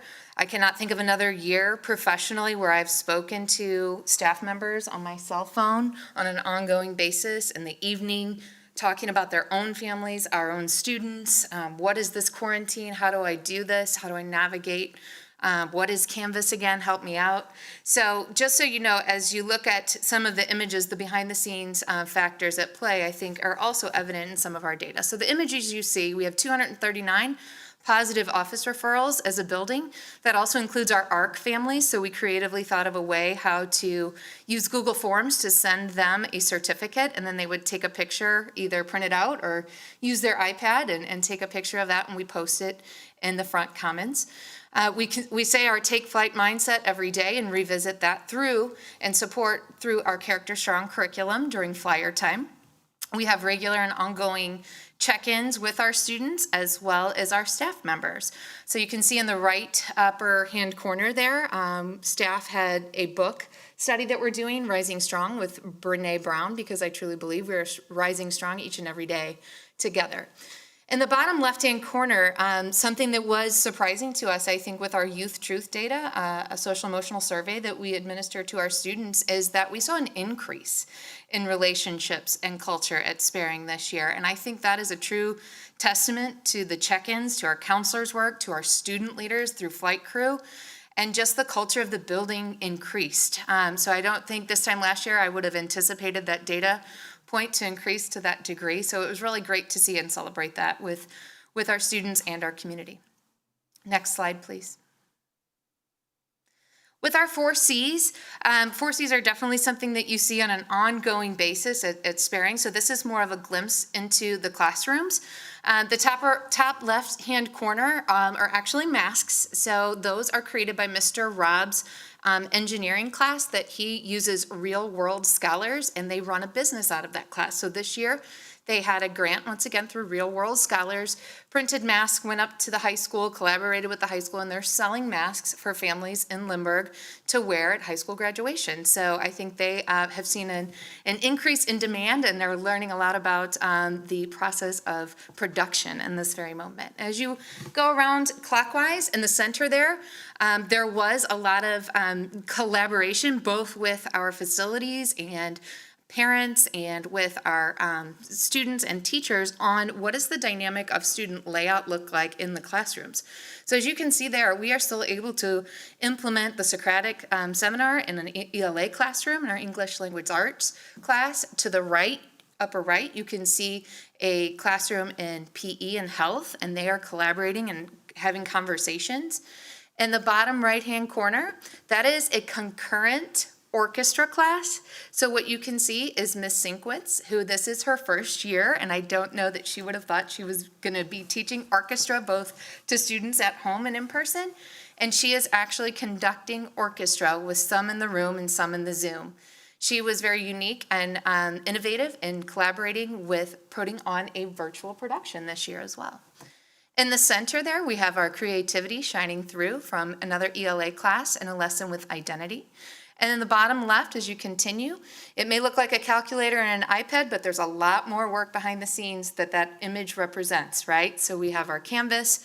Math teachers also integrated OneNote, and students are receiving personalized feedback through those learning platforms. Next slide, please. Personalized learning also is not only for our students, but for our staff. So you'll see that represented throughout this slide. As you look at the top left, something that has been a highlight for us this year is the implementation of NWEA. Last year, we piloted this test, and it really has a focus on student growth. What we have found through collaboration with our staff is that the reports themselves are fantastic. You're able to bring those to our PLCs, our professional learning communities and data teams, to really analyze where a student is on an individual basis. And then we are administering that test throughout the year to see student growth as it relates to standards. So again, those reports are fantastic in meeting with our teachers and talking about where each and every one of our kids are. On the top right, once again, that is something that went from research or pilot or tryout to let's go Canvas. So it's been a wonderful tool for us to engage our students both in ARC and in person and personalize ongoing feedback and learn along the way. Right, so we welcome the conversations from parents, families, and students on how that tool is working for them, and we have adjusted all year long on an ongoing basis on how to make those Canvas pages and classes function for our students and our kids' needs through the design thinking process. On the bottom right, you will see an image of a virtual professional learning menu that was provided to staff. So each and every professional learning day that we have had this year, our teachers have been able to choose just as we do for our students, and it's geared towards their needs in a learning menu style. We've had flight crew leaders step up in a whole new way this year because helping other middle school students in a virtual year has been essential and definitely needed. They even have sweatshirts, so they're super official. In the bottom left, that is a representation of a book club that is ongoing, both in collaboration and personalized for middle school students at Sparing and at Truman. That was a global read aloud, and we have students who had interest in reading that. So we have a staff group and a student group at both buildings who are reading that book together. And then also the Tupperware bin that you see, those are fax materials that are left outside the door so that ARC students can come up, pick up their supplies, and engage in their learning at home. And I think that is all for tonight. Last slide. Yes. So again, I really just want to say thank you to everyone, to our students, our staff, you all, and our community for the amazing year. And please stay tuned for more celebratory moments in our 50th year this spring at Sparing. Any questions? Okay. All right, I'm going to turn it over to the amazing high school principal of Lindbergh, Dr. Eric Cochran.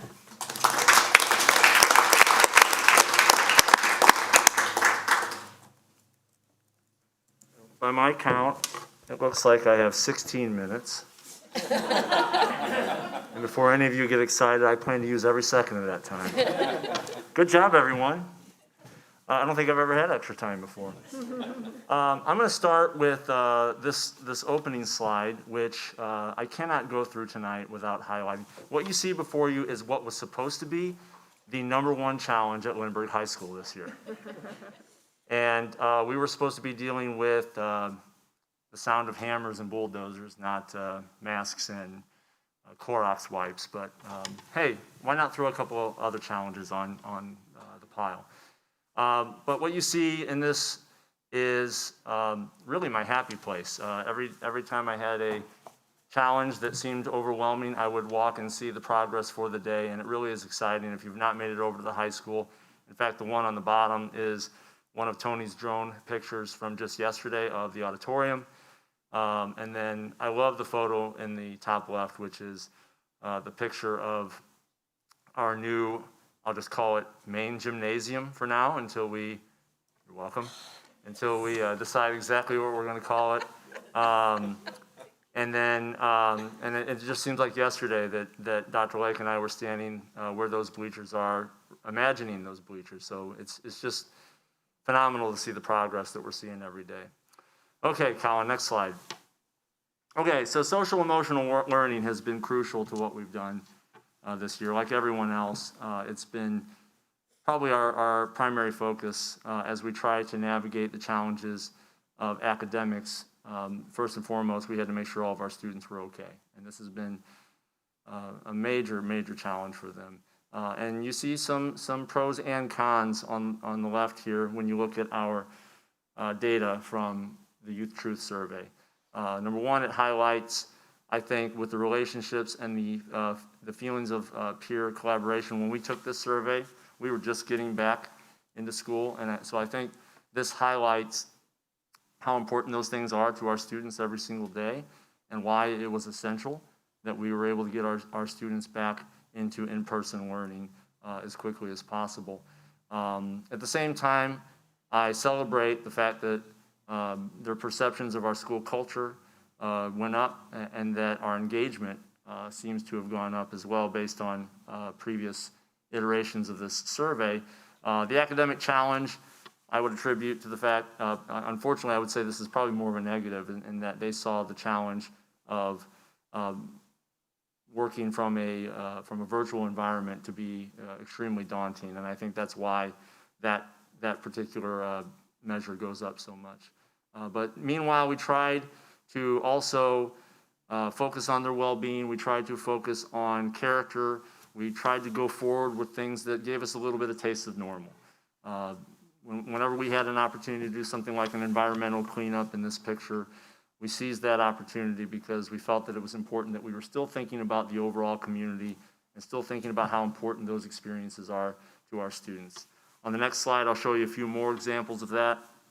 On the right side, both pictures had value. On the bottom, you see our lunch. Honestly, when I walked into our cafeteria the very first time, it was a depressing sight seeing desks set up in our commons 6 feet apart from each other, and thinking about how difficult it was going to be for our high school students to say, welcome back to school, now sit here, and stay away from all your friends. And it still has been important to them and to their well-being throughout the year. But when I go back to that previous data, one of the things that we did in response to that data was we recognized that we had to do some things to try to make high school fun again. And so we started introducing things up above on the top right, like hula hoop contests, or student council would come down and do a heads or tails game with all of our students. Just this past week, we put together our first assembly of the year. It was a virtual assembly. We did it socially distanced. We kept everyone safe. We had participants in a battle of the classes that we have every single year as part of our Spirit Week. And the students who weren't in the gym were watching virtually in their classroom, and students were coming and going, and they had a great time. And then the power went out because it's this year. The other thing I'd like to highlight as one of our greatest accomplishments, and this is a group effort for sure, I attribute to especially Scott Luchek and his work, is that we have successfully had athletic seasons throughout the course of this year. And that was a lot of effort. None of us like having to be the masked police at basketball games or baseball games, but it has been essential for us to be able to make sure that our number one priority was that students were able to have their seasons. The number one tragedy for me as a high school principal last year when our year was cut short outside of the academics was that students did not know they were not going to get a spring sports season, especially our seniors. So we really set this as a priority for the mental health of our students, that they were going to get an opportunity to have those seasons and have those experiences because they value them so greatly. And it's important. It's important to what they do, and it's important to their academic success. And I also want to say that this was not just for our in-person students. We were able to do this for our ARC students as well. ARC students were still able to participate in our athletics, and that's mostly due to the work of Scott Luchek and his team. Next slide, Colin. 4 Cs. Again, there's so many different things that we could do to highlight the 4 Cs that go on every single year at Lindbergh High School. Collaboration. We see our ELL students collaborating. They were the first group that we brought back to our high school because we knew they needed the support of each other, and they needed the support of their teachers in a way that was different than a lot of our students.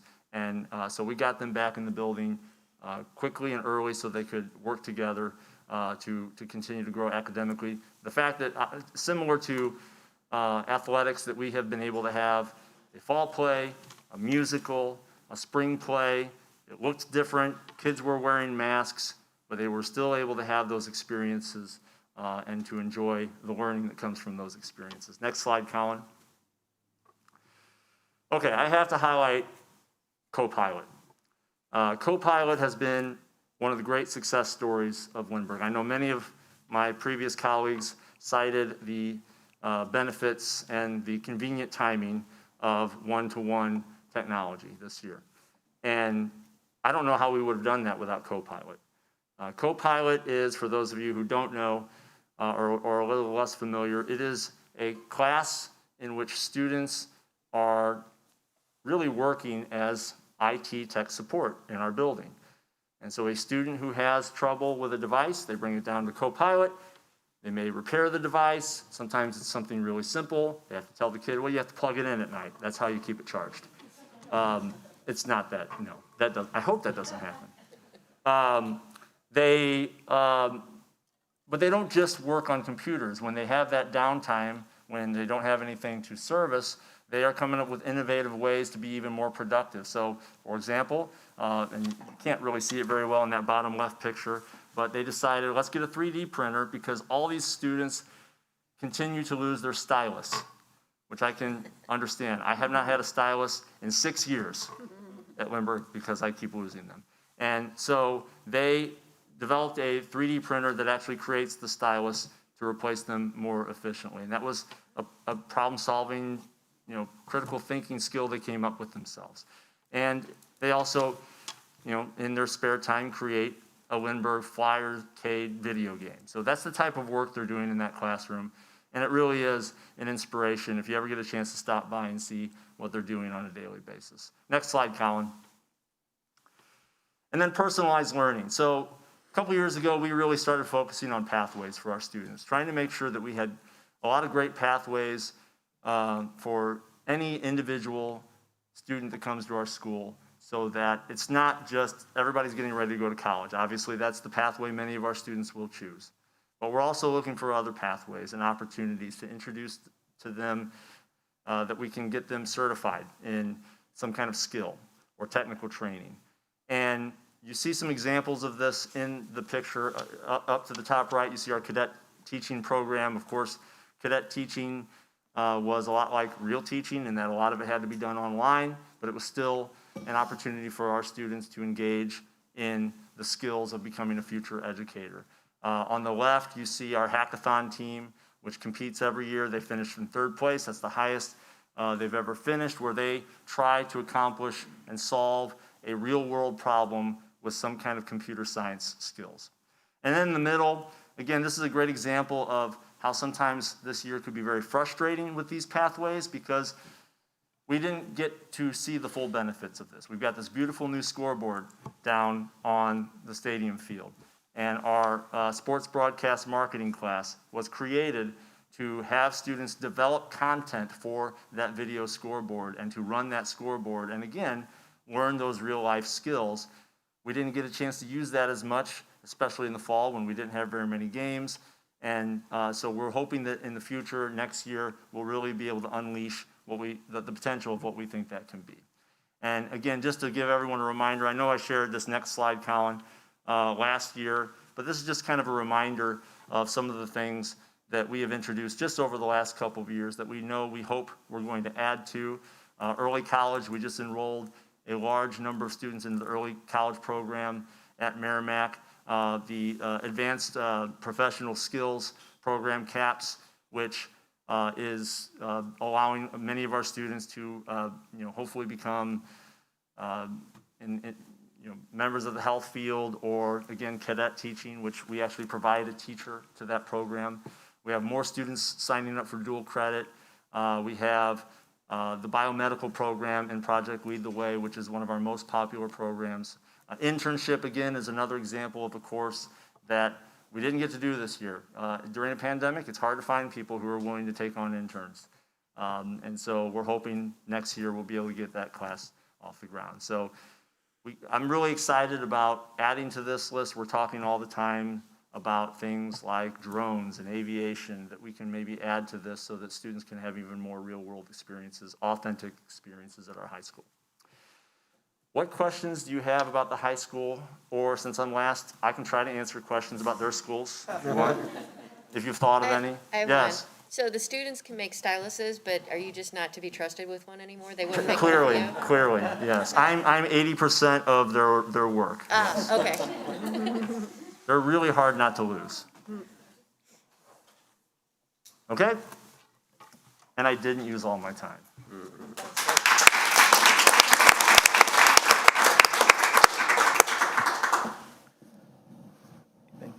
Well, I just wanted to say, thank you to all you guys. It's been a year that's had extraordinary challenges, and for you guys and your staff in your buildings or working virtually, it's unbelievable. I don't think you could have executed this year any better. So, it's extraordinary. So thank you guys, each and every one of you, very much. Anything else? Okay, so I guess we'll move to 5.0. May I have a motion to adjourn board workshop number 1529? So moved. Motion by Karen, second by Jen. We'll do roll call vote. Mike Shamay, yes. Karen Schuster? Yes. Matt Alonso? Yes. Christy Watts? Yes. Jennifer Miller? Yes. Dr. Mike Tishlis? Yes. Okay, 6.0. Limerick Schools Board of Education Board Workshop number 1529 is now adjourned. Thank you.